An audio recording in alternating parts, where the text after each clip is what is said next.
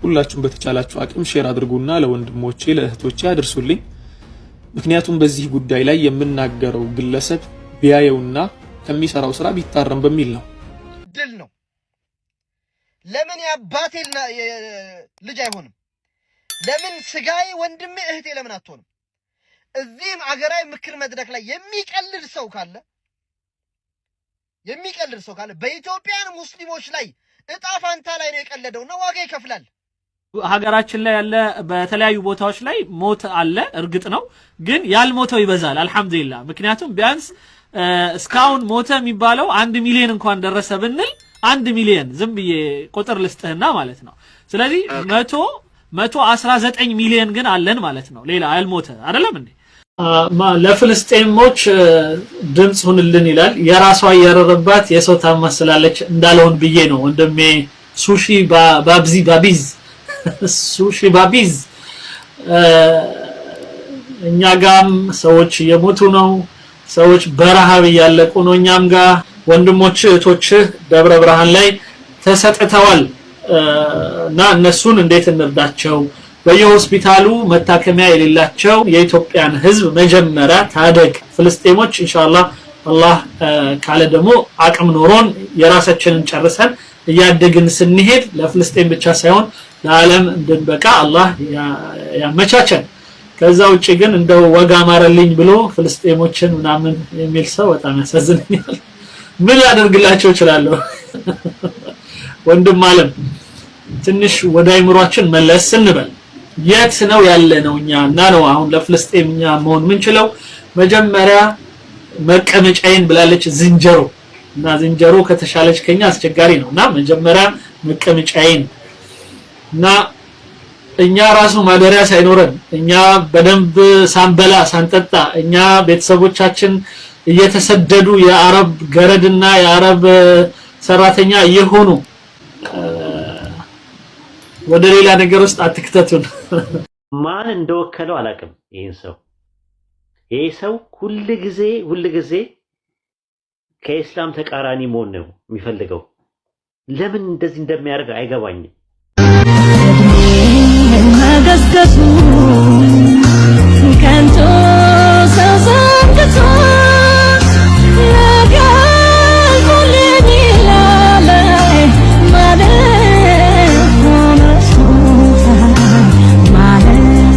ኡስታዝ ጀማል ዘፈነ ሰሞኑን እንደ ኢትዮጵያ ሀገራዊ ምክክር ላይ ውይይት ስናደርግ በእኛ እይታና በእኛ መረዳት ሁሉንም ችግሮቻችንን እንፈታለን ብለን አይደለም የመጣነው። ሌላውም እንደዛ ያስባል ብዬ አስባለሁ። ሁሉንም ስለማንፈታ ሁሉንም እንተው ደግሞ ማለትም ተገቢ አይደለም። ስለዚህ የተወሰነ ፐርሰንት እንኳን እኛን የምትመስል ኢትዮጵያ በመመስረት ሂደት ውስጥ እኛን እንደ ኢትዮጵያዊ እንደ ሙስሊም ማህበረሰብ የተለያየ ብሔር ብሔረሰብና እንደ ዜጋ ሁላችንም አብሮ ሊያናኖር ይችላል፣ የውክልናን ጥያቄ ሊፈታ ይችላል ብለን በመናሰባቸው ማቀፍ ውስጥ የምናምንበትን አቋም ለማንጸባረቅና የመፍትሄ አካል የቡድኑም አካል የሁላችንም መፍትሄ ሐሳብ እንዲሆን ጥረት ያደርጋል። በዚህ ሂደት ውስጥ አንድ ለመተዋወቅ በጣም በር ከፍቷል። በነበረን ውይይቶች ማናውቃቸው የተለያየ አካባቢ ያሉ ይሄ ችግር አለብኝ ብለው የሚያነሱ የቡድኑ አባሎቻችን አሉ። ይሄ ባይመጣም ማናውቃቸው ግን በተለያየ አሰላሙ አለይኩም ወራህመቱላሂ ወበረካቱ። ድና የተከበራችሁ ኢስላም ልጆች እንደምን አላችሁ? እንግዲህ ኢትዮጵያ ሀገራዊ ምክር መድረክ እየተከናወነ ነው የሚገኘው። ኡስታዝ ጀማል በሽር ሆነ አደረገ ስለሚባለው ጉዳይ ለማጣራት ሙከራ አድርጌ ነበረ። በተለይ የሙስሊሙን ጥያቄዎች ወደ ውስጥ ይዘው ከገቡ የተወሰኑ ወንድሞች ጋር ትንሽ ዲስከሽን ለማድረግ ሞክሬ ነበረ። የተወሰነ የሳሳቱ መረጃዎችን ወይም ደግሞ ያልተገቡ ትንታኔዎችን እንደሰጠ ጠቆም አድርገውኛል።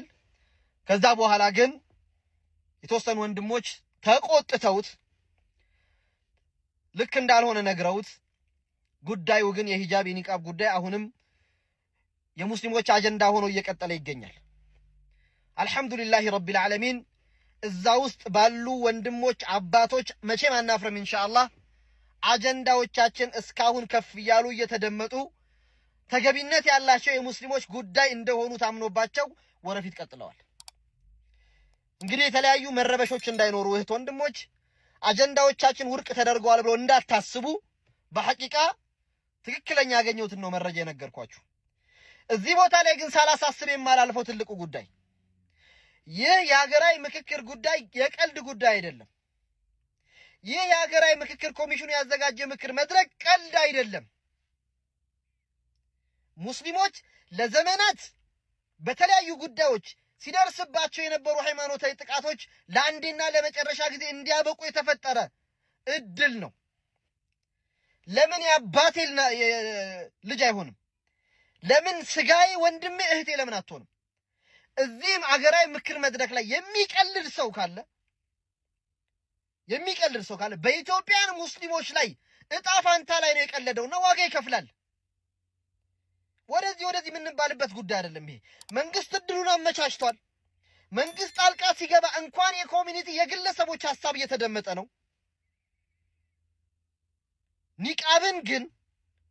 ኒቃብን ግን አጣጥሎ ለመሄድ የሚደረግ ጥረት አድርባይነት ነው።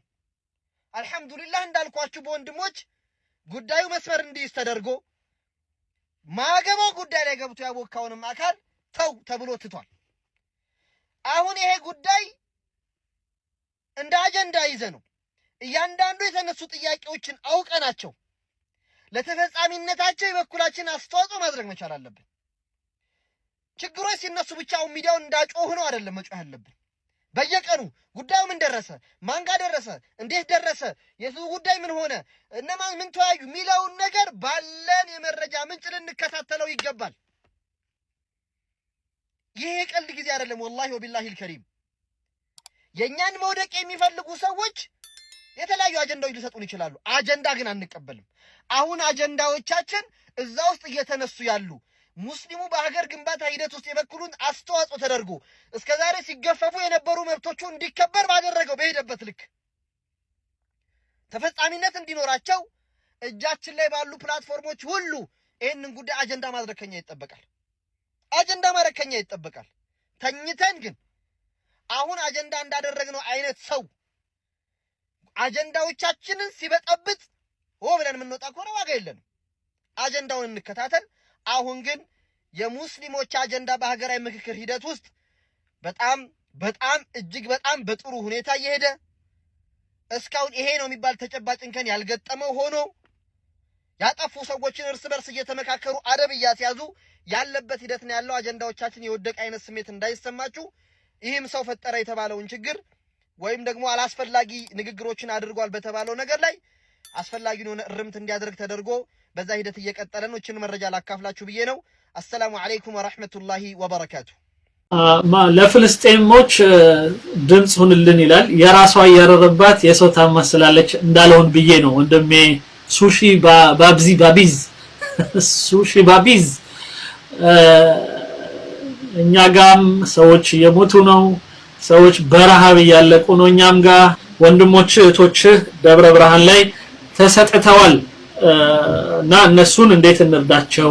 በየሆስፒታሉ መታከሚያ የሌላቸው የኢትዮጵያን ህዝብ መጀመሪያ ታደግ። ፍልስጤሞች ኢንሻአላህ አላህ ካለ ደግሞ አቅም ኖሮን የራሳችንን ጨርሰን እያደግን ስንሄድ ለፍልስጤም ብቻ ሳይሆን ለዓለም እንድንበቃ አላህ ያመቻቸን። ከዛ ውጪ ግን እንደው ወጋ ማረልኝ ብሎ ፍልስጤሞችን ምናምን የሚል ሰው በጣም ያሳዝነኛል። ምን ያደርግላቸው ይችላል? ወንድም ዓለም ትንሽ ወደ አይምሮአችን መለስ እንበል። የት ነው ያለነው እኛ? እና ነው አሁን ለፍልስጤምኛ መሆን ምንችለው? መጀመሪያ መቀመጫዬን ብላለች ዝንጀሮ እና ዝንጀሮ ከተሻለች ከኛ አስቸጋሪ ነውና መጀመሪያ መቀመጫዬን እና እኛ ራሱ ማደሪያ ሳይኖረን እኛ በደንብ ሳንበላ ሳንጠጣ እኛ ቤተሰቦቻችን እየተሰደዱ የአረብ ገረድና የአረብ ሰራተኛ የሆኑ ወደ ሌላ ነገር ውስጥ አትክተቱን። ሁላችሁም በተቻላችሁ አቅም ሼር አድርጉና ለወንድሞቼ ለእህቶቼ አድርሱልኝ። ምክንያቱም በዚህ ጉዳይ ላይ የምናገረው ግለሰብ ቢያየውና ከሚሰራው ስራ ቢታረም በሚል ነው። ሁላችንም እንደምናውቀው ኢትዮጵያ ላይ ብሔራዊ ምክክርና ውይይት እየተደረገ ነው ያለው። በዚህ ውይይት ላይ በተለያዩ እርከኖች ተከፋፍለው ኡስታዞች፣ የሃይማኖት አባቶች፣ የሀገሪቷ አዋቂ ሽማግሌዎችና መሰሎቻቸው እንዲሁም ደግሞ በትምህርትም ጉዳይ ላይ ልሂቃን ሰብሰብ ብለው እየተመካከሩበት ትናንትና ሀገራችን እንዲህ ነበረች፣ ነገ ላይ ደግሞ እንዲህ ብትሆን ይበጃታል የሚለውን ነገር እያስቀመጡ ነው ያሉት። ይሄ ነገር ሲደረግ ከሙስሊሙ ማህበረሰብ ሙስሊሙን ይወክላሉ የተባሉ ብዙ ወንድሞቻችን እዚያ ውስጥ ገብተዋል። ከገቡ ወንድሞች መካከል ደግሞ ኡስታዞቻችን አሉበት። እነኚህ ኡስታዞቻችን አላህ በረካ ያድርጋቸውና የሙስሊሙ ማህበረሰብ ለዘመናት በውስጡ ይዞት የነበረውን ቢጮህ እንኳን ሰሚ ያጣውን ጥያቄዎቹን ይዘው ነበር የሄዱት። ከነኚህ ጥያቄዎች መካከል ከፊሉን እንኳን ብናነሳ በኒቃብ የመማር ጉዳይ አንደኛ ሲሆን፣ ሌላኛው ነጥብ ደግሞ የሃይማኖት ጉባኤ ላይ የሙስሊሙ ማህበረሰብ በአንድ አካል ብቻ ሲወከል፣ ሌላው ሃይማኖት የክርስትና ሃይማኖት ደግሞ በስድስት አባቶች ይወከላል። ድምጽ ይሰጥ ከተባለ የሙስሊሙ አንድ ድምጽ የክርስትናው ደግሞ ስድስት ድምጽ ሆኖ የድምጽ ብልጫው ላይ ኢሚዛናዊነት ይፈጠራል። ሶስተኛው ጥያቄ ደግሞ ስለ ሰላት ጉዳይ ነው። በስራ ቦታ ላይ ሰላት በደረሰበት ሰዓት ስለ መስገድ ጉዳይ። አራተኛው ነጥብ ደግሞ ስለ ጁምዓ ቀን ጉዳይ። አምስተኛውና ከባዱ ነጥብ ደግሞ ስለ ካላንደር ጉዳይ ነው። ሀገራችን ሴኩላር ሀገር እስከሆነች ድረስና ሙስሊሙም ክርስቲያኑም ለሀገሪቷ እኩል ልጆቿ እስከሆኑ ድረስ ሀገሪቷ የምትገለገልበት ካላንደር አሊያም አሁን ያለው ዓመተ ምህረት የሚባለው የሚቀጥል ከሆነ ዓመተ ሂጅራም ጎን ለጎን መጠቀም እንዲቻል ይፈቀድልን። ካልሆነ ግን ዓመተ ምህረት ተብሎ ከሆነ እምነት ጋር ነገሮችን ከመለጠፍ ይልቅ ሙሉ በሙሉ ልቅ አድርጎ ማስቀመጡ ይሻላል፣ በኢትዮጵያ አቆጣጠር በሚል ማስቀመጡ ይሻላል የሚል ብዙ ሐሳቦች። ይሄን ሐሳብ ሁላችሁም እንደምታውቁት የሙስሊሙ ኡማ የረጅም ጊዜ ጥያቄ ነው። ይሄንን ጥያቄ ኡስታዞቻችን ይዘው አንድ በአንድ ሄደው አቅርበውታል። በጣም በሚያሳዝን መልኩ፣ ባልጠበቅኩትና ባስተነገጠኝ መልኩ ኡስታዝ የሚባሉ አንዳንድ ግለሰቦች በዚያው መድረክ ላይ ብዙ ኡስታዞቻችን ዋጋ ከፍለውበት የመጣው መድረክ ላይ ብዙ ኡስታዞቻችን በእስር እንግልት ብዙ ነገር አይተው ጤናቸውን አጥተውበት እስር ቤት ላይ ስንት ዓመት ከርመው ብዙ ወንድሞች ደግሞ ህይወታቸውን አጥተውበት የመጣውን እድል ይሄን ሁላ ዋጋ የከፈለውን የሙስሊሙን ማህበረሰብ ጥያቄ ከማድረስ ይልቅ አንዳንድ ወንድሞቻችን የመረጡት እንደ ቀልድ አድርገው መድረኩ ላይ ቆመው የኒቃብ ጉዳይ ሲነሳ ኒቃብ ላይ ያፌዙ፣ የሰላት ጉዳይ ሲነሳ ሰላትን ቀለል እያደረጉ፣ የካለንደር ጉዳይ ሲነሳ የሙስሊሙን ጥያቄ እያጥላሉ እያብጠለጠሉ ማብጠልጠል ብቻ አይደለም፣ ኢቭን ያንን ጥያቄ ያነሱትን አካላት በሌላ እይታ እንኳን እንዲታዩ እያደረጉ ነገሩን ታህሚሽ ለማድረግ ሲንቀሳቀሱ ነበር። እነኚህ ወንድሞቻችን ሁለት ወንድሞች እንደሆኑ ነው የደረስኩበት።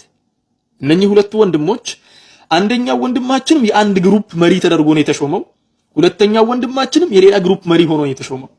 አንደኛው በስመ ኡስታዝ ነው እዛ ውስጥ ያለው፣ አንደኛው ደግሞ አይደለም ኡስታዝ ሊሆን ዋጅብ የሆነውን ሰላት እንኳን የማይሰግድ ግለሰብ መሆኑን የደረስኩበት። ታዲያ እነሱ አሁን ዛሬ ላይ እዚያ ጋር ሄደው በግላዊ ጉዳይ ግላዊ ፍላጎትን ለማሟላት እዚያ ጋር ቆመው የሚናገሩትን ንግግር የኔና የናንተ ልጆች እኛስ ብንሆን ከዚህ በኋላ የምንኖረውን እድሜያችንን ለምንድነው ዘላለም ዓለማችንን ስንጠይቅ የነበረውን ጥያቄ ዛሬም ድረስ መጥቶ በእነሱ ምክንያት ጥያቄው ላይ እንቅፋት የሚሆኑበት? እነኚህ ወንድሞቻችን በነገራችን ላይ ሙሉ ስማቸውን መንገር ይቻላል። በእርግጠኝነት አንዱ ወንድማችን ስሙ በጣም የገነንና የሚታወቅ ሰው ስለሆነ ስሙን ከጠቀስኩኝ ብቻ በቂ ነው።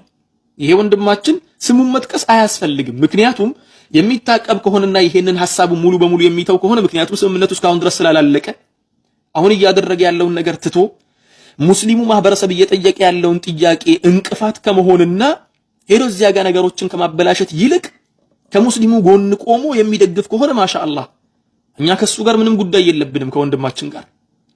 የኛ ጉዳይ ግን የሙስሊሙ ማህበረሰብን ጥያቄ እንቅፋት የሚሆንበት አንዳችን ምክንያት የለውም ነው። አይ እንቅፋት ሆናለሁ የሚል ከሆነ ደግሞ ችግር የለውም። ይሄ ቪዲዮ ብቻ አይደለም፣ ከዚህ በኋላ የሚቀዱ ቪዲዮዎችን በአጠቃላይ ለታሪክ ይቀመጣሉ። በታሪክ ደረጃም የትኛው ሙስሊም ከዚህ በኋላ መጥቶ በዚህ መስአላ ጉዳይ ላይ አሁን በሚነሱት ጥያቄዎች ላይ በኒቃብ ጉዳይ ላይ በሂጃብ ጉዳይ ላይ በሰላት ጉዳይ ላይ በካላንደር ጉዳይ ላይና ከዚህ ውጭም ባሉ ጉዳዮች ላይ ጉዳዩን ባስታወሰ ቁጥር አላህ ምስክሬ ነው እየተረገማችሁ እንደምትቀጥሉ እወቁ። እነኚህ ወንድሞቼ ምክንያቱም ሙስሊሙ ማህበረሰብ ለዘመናት እየጠየቀ ያለውን ጥያቄ ለሆነ ነገር ብቻ አናውቅም፣ ምክንያቱም አላሁ አዕለም ለሆነ ነገር ብቻ ማህበረሰቡ ፊት ለፊት ቆማችሁ እየተቃረናችሁ ነው ያላችሁት። አላህ ፊት የምትመልሱትን መልስ ብታዘጋጁ መልካም ነው። ማህበረሰቡም ደግሞ ስማችሁን አንድ በአንድ ይነገራል። በነገራችን ላይ ይሄን ነገር የማትተዉ ከሆነ ምክንያቱም ኢንፎርሜሽን አሁንም እንደምደረሰኑላ ወደፊትም ይደርሰናል በእርግጠኝነት ቢኢዝኒላህ ተዓላ። ኢንፎርሜሽን ሲደርሰንና ነገሩ ላይ የሙጥኝ ብላችሁ እስከ መጨረሻ ድረስ የምትቀጥሉ ከሆነ ወላሂ አላህ ምስክሬ ነው ስማችሁን አንድ በአንድ ጠቅሰን ያ ብቻ አይደለም ከዚህ በፊትም ስትናገሩ የነበሩትን ትላልቅ ስህተቶችን በስመ ኡስታዝ ሚዲያ ላይ ተቀምጣችሁ የተናገራችሁትን ትላልቅ ስህተቶችን ማህበረሰባችን እንዲጠነቀቅ ያ ብቻ አይደለም የናንተም ተግባር ደግሞ ሙስሊሙን ወክላችሁ ሄዳችሁ መናገር ሳይሆን ሙስሊሙን መተናኮልና በተቻላችሁ አቅም የሙስሊሙ ማህበረሰብ ሁሌ የበታቸው እንዲማቅቅ ለማድረግ እንደሆነ አሁን ያለው ማህበረሰብ እንዲያውቅ ቀጣዩ ትውልድን በደንብ አድርጎ እንዲረዳ እናደርጋለን። ምክንያቱም ይሄ እድል የመጣው የሙስሊሙ ማህበረሰብ ጥያቄ ነበሩት። እነዚያን ጥያቄዎቹን ያውጣ ተብሎ ነው የመጣው። እናንተ ደግሞ እየወጣ ያለውን ጥያቄ እየመለሳችሁ ነው። ስለዚህ እነኚህ ወንድሞች ከዚህ ነገር ቢታቀቡ መልካም ነው። አይ ከዚህ ነገር አንቆምም፣ ይሄን ነገር እንቀጥልበታለን እስከ መጨረሻው ድረስ የሙስሊሙ ጥያቄ እንቅፋት ነው የምንሆነው። የሙስሊሙን ጥያቄ እንዳይመለስ ሰዎች ወደፊትም እንዲመርጡን፣ ምክንያቱም የምርጫ ጉዳይ አለች። እዚያ ጋር ሰው እየተመረጠ ነው። እዚያ ጋር ተመርጠው ተቀምጠዋል። እነሱ ተመርጠው የተቀመጡበት ቦታ ላይ ነው ይሄን ነገር እያደረጉ ያሉት። ወደፊትም እንድንመረጥ ይሄን ነገር የበለጠ እንገፋበታለን የምትሉ ከሆነ ግን አላህ ምስክራችን ነው። ስማችሁን በደንብ አድርገን ለማህበረሰቡ እነግራለን። ማህበረሰቡ ደግሞ ከዚያ በኋላ ማን እንደሆናችሁ በደንብ አድርጎ በኢዝኒላህ ተዓላ ያውቃችኋል። በዚያ መልኩ ከህዝቡ ጋር ትቀጥላላችሁ ማለት ነው። እድል መጥቷል። ትልቅ እድል አለን። ያ እድል የተዛባውን ታሪክን የምንመልስበትና የምናስተካክልበት ኢትዮጵያ ላይ ያልተሰጠንንና የተነፈግነውን መብታችንን የራሳችንን መብት መልሰን የምናገኝበት እድል ተገኝቶልናል። የውይይት መድረክ ተከፍቶልናል። ይሄንን መድረክ መንግስት ከፍቶ ኑና ተወያዩበት ብሎ አወያዮችም ደግሞ ኑና ተወያዩ ብለው በር ከፍተው ቁጭ ብለው እየጠበቁ በእነኚህ ወንድሞች ምክንያት ይህ ነገር የሚዛባብን ከሆነ ታሪኩ የሚወቅሰው አሁን ላይ ያለውን ያን ነገር ያመቻቸውን አካል ሳይሆን የተመቻቸውን እድል ያበላሸውንና አፈር የደፋበትን አሸዋ የደፋበትን ግለሰብ ይሆናል ማለት ነው። الله سبحانه وتعالى قطتኛውን መንገድ ይምራን። نسأل الله سبحانه وتعالى أن يستعملنا ولا يستبدلنا وآخر دعوانا أن الحمد لله رب العالمين والسلام عليكم ورحمة الله وبركاته. عليكم ورحمة الله وبركاته. ይሄንን አንበሳ አይታችሁታል? ጀበል ነው። አህመድ ዲን ጀበልን ብዙ ሰዎች የተነሱበት ነው። ለምን ከተባለ የእናንተም እምነት መጤ ነው ስላለ። ሁሉም እምነቶች መጤ ናቸው። ይሄንን ማንከደው ውሸት ነው። ሁሉም እምነቶች ከውጭ ነው የመጡት።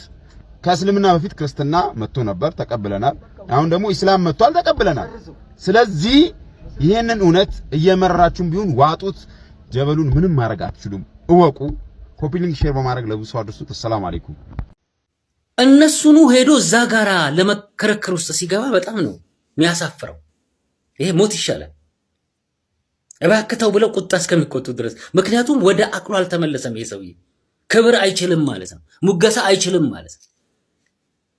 ለሙስሊሞች ሁሌም የምናገረው ነገር ሙስሊሞች እንደ ሁለተኛ ዜጋ ራሳቸውን እንደሚያስቡ በደንብ እርግጠኛም ሆነው ከትልቅ የመንግስት ባለስልጣናት ጋር ሲገናኙ ነፍሳቸውን ይስታሉ።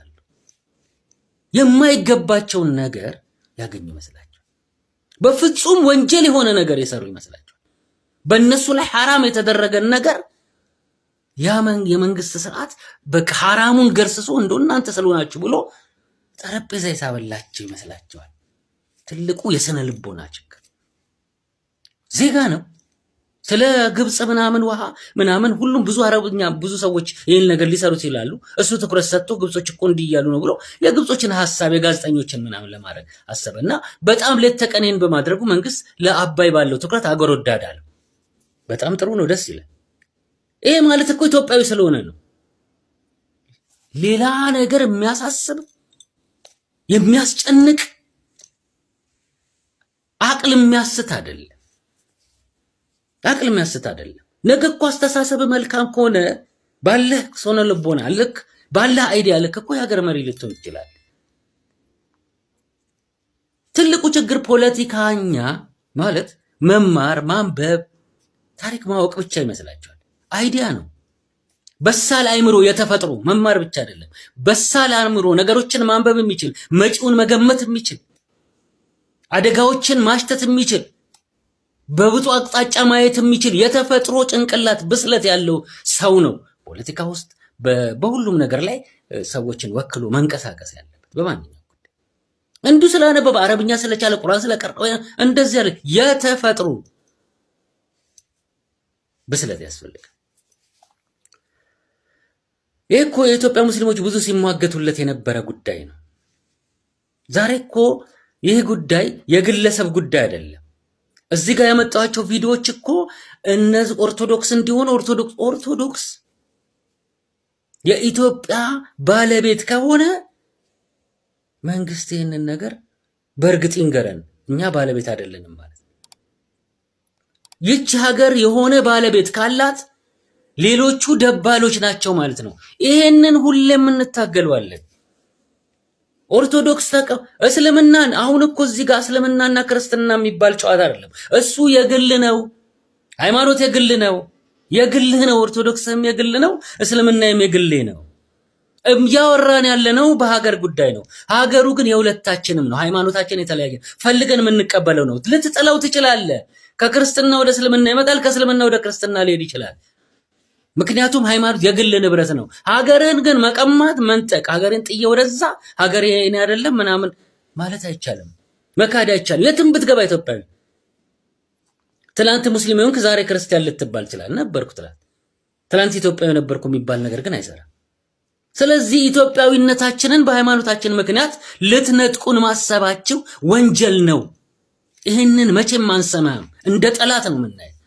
ሃይማኖትን ደግሞ በሀገር ባለቤትነት ልክ ለማድረግ አትሞክር። ልክ ሀገሩ እንደተከራየው ለምን እንደው መሬት ሲፈጠር አንተ ኦርቶዶክስ ነኝ ብለህ አትና ያገባንም እሱ አይመለከተንም። ኢትዮጵያ ግን ሀገራችን ነች።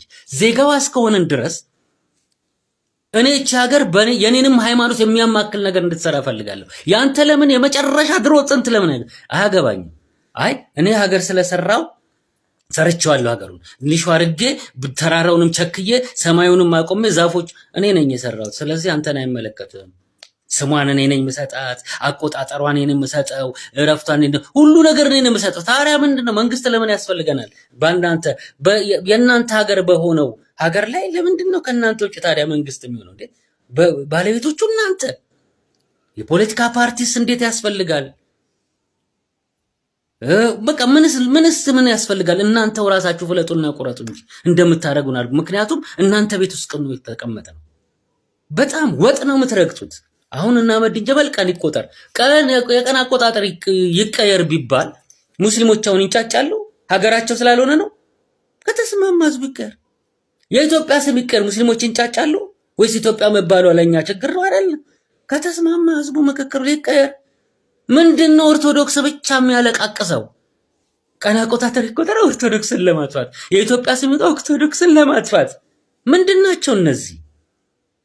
የነዚህ ደግሞ ሳያንሰን የኢትዮጵያ ሙስሊሞችን ጥያቄ የሚጠይቁ ሰዎችን በሌላ ሁኔታ ወጥ እየረጋገጡ የመጡ ሀገራችንን ሊነጥቁን የሚያስቡ ጅቦች እየተርመሰመሱ እዛ ውስጥ ገብታ አንተ ደግሞ ይሄ ችግር የለውም ይሄንን እቤት ሄድና ትዳር ውስጥ ቤት ውስጥ ባለው ነገር በልጆች ጉዳይ ላይ ወስን። በኢትዮጵያ ሙስሊሞች ጉዳይ ላይ የግል አስተሳሰብህን አምጥተህ ትጭናለህ እንዴ? ምንድነው ሌሎች ውስጥ ወንድሞችን ተቃራኒ ትሆናለህ እንዴ? መሳቂያ እስከሚኮን ድረስ የኒቃብ ጉዳይ እስከሚሳቅበት ድረስ ሌሎችም ጥያቄዎች። ምን አይነት ሰው ነው? ምን አይነት ህሊና ያለ? አረ መሬት ላይ አሳረፈ ግረን እንዴ?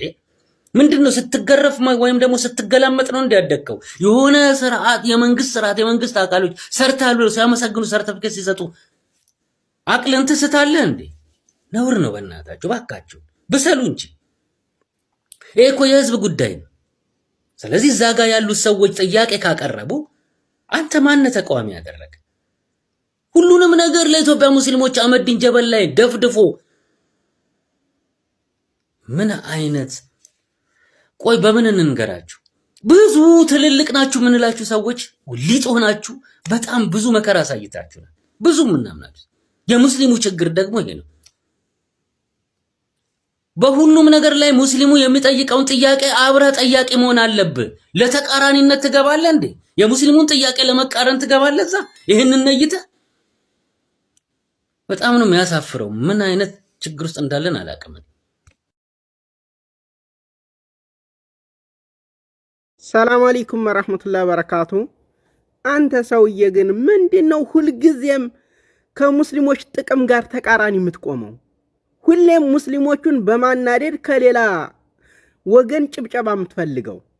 በሙስሊሞች ጭፍጨፋ ላይ ተወንጀለኞች እኩል ተጋሪ ሆነህ ወይም ከነሱ ጎን ሆነህ የሙስሊሞችን በደል ደግሞ ባላየ ሳይለንት በመሆን በማለፍ አንዳንዴም ደግሞ አድበስብሶና አዋስቶ በመናገር የሙስሊሞችን ግድያ ኖርማል ግድያ አድርገህ በመቁጠር እንዲህ አይነት ሰው ይሆንከው ከመቼ ወዲህ ነው ጀማል በሽር?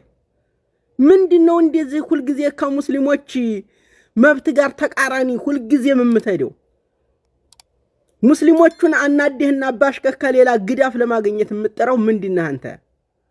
አስገራሚ ሰውዬ እኮ ነው ይሄ ሰውዬ። ምንድነው እየተጃጃለ የመጣው እንደ ጅልወጥ? አረ ኡስታዝ ጀማል በሽር ቆም ብለህ አስብ። ምንድነው እንደዚህ አይነት ግድ የለሽ ሆንከው? ሁልጊዜ እንደዚህ ሙስሊሞቹን በማናደድና በሙስሊሞቹ መብት ላይ እንደዚህ ቁማር መጫወት። ስለዚህ ሰውዬ ቢያንስ ወይ ዝም በማለት ወይ አካሃዲህን አሁን ያለህበትን ቁመና አስተካከል። ምክንያቱም ለአንተም አይጠቅምህም። ነገ ልጆችህ የሚተዳደሩበትን ፖሊሲ ሊወጣ ይሄ ናሽናል ዲያሎግ ላይ እንዲህ አይነት በእህቶቻችን በትምህርት ቤት ጉዳይ፣ በኢትዮጵያ አየር መንገድ ጉዳይ፣ በኢትዮጵያ ንግድ ባንክ ጉዳይ እነዚህ ቅርንጫፎች ላይ እነዚህ ቦታዎች ላይ ሙስሊሞች እንዳይቀጠሩ ሂጃብ ኒቃብ ለብሰው እንዳይማሩ እየተደረገ ለስንት ዓመት ስንለፋበት የኖርነውን ያንን ጉዳይ አንተ ምን ብለህ ነው የተናገርከው? እንዲሁ ለራስህ ስትሰማው ስትናገረው አይሰቀጥጥህም? ትንሽ እንኳን አታፍርም? በዚህ ደረጃ የትልቅ ጅል እድሜህንም ያለህበትንም ቦታ ኡስታዝ የሚባል ማረግ ሰተንህ ይዘህ ያንም ቦታ የማይመጥን ንግግር እንዲህ አይነት ጭቃ ሆነህ ትገኛለህ እንዴ? ምንድነው ሁልጊዜ ከሙስሊሞች ጥቅም ጋር ተቃራኒ የምትሆነው? አይሰቀጥጥህም? ትንሽ አታፍርም እንዴ? ስለዚህ ያለህበት ቁመና ትክክል ስላልሆነ እንዳንድ ሙስሊም ወንድምህ ያለህበትን ነገር አስተካክል። ሰላም አለይኩም።